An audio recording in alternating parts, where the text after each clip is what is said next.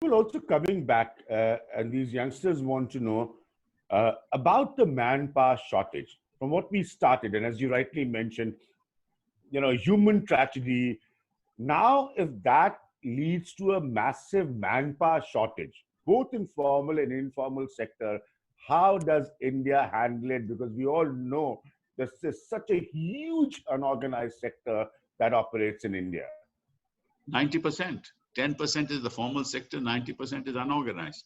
Exactly. And there are about 56 million jobs lost in the manufacturing sector.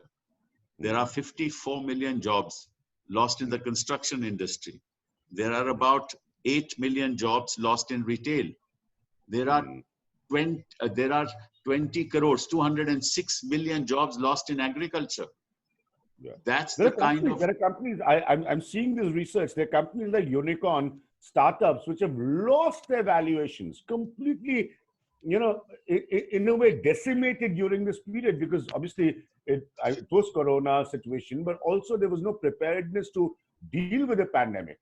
Correct.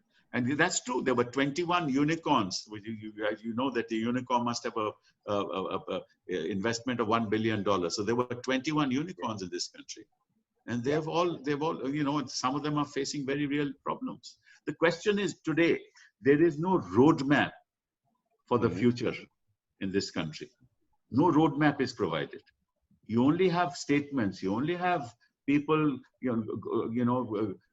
giving out statements of rosy pictures that's going to happen tomorrow. But there's no roadmap of what the reality on the ground is. And you talk about you ask the question as to how these people are going to go back to Punjab. Many of them will not go back because they don't know what's going to happen next to them. But sadly, Kapil, Sibal, I don't see them having looked at UP for over 2 decades now. I don't see them having much opportunities in Uttar Pradesh itself. As I said, Eastern Uttar Pradesh, the most populated, has the lowest per capita, both with agricultural labor and non-agricultural labor. So the problem is, at the end of the day, we don't even know whether they'll actually end up getting any work. And if that doesn't happen for the next 6 months, we could see a serious social chaos. And that is where the real worry for every government is. Yeah, we'll have a problem of hunger and poverty of proportions that we have never seen before. And this is one of the, this is what I really fear as to what's going to happen to those people who can't come back to work, even though the railways, and I congratulate the railways, they're trying to sort of, persuading them to come back to states like Punjab and other areas. But people are not coming. Only 30 to 40% are trying to come back.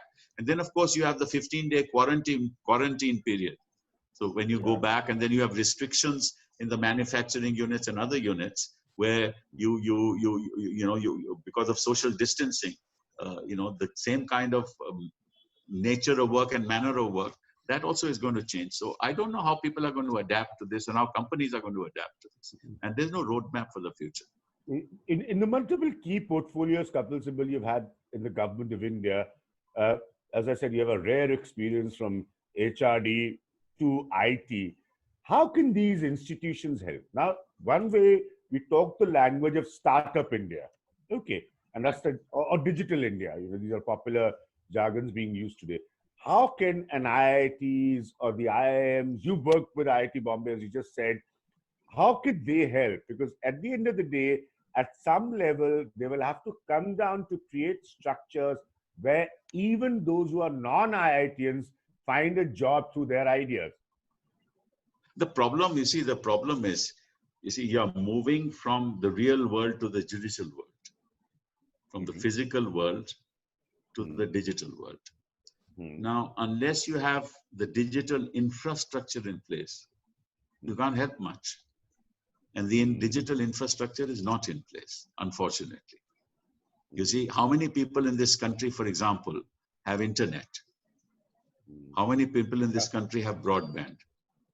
Yeah. It's only 6.7% of the population so far. Correct. Yeah, and that's true. Correct. And about 2.7% of the population have internet. About 6.7% have some kind of facility. Largely mobile connectivity. You're right. Absolutely. Correct. So what can IIT Bombay do if this is the level of connectivity at the ground level? You see, what we were trying to do was to make sure that the digital framework is in place. Once the digital framework is in place, and you have a computer or a tablet in the hands of children, the world is in their hands. This was what the vision was, right? And then you could have actually created content, and IIT Bombay, IIT Kanpur, other IITs and other higher education institutions, Delhi University, could have created content for course material that would have gone along the highway to reach these students,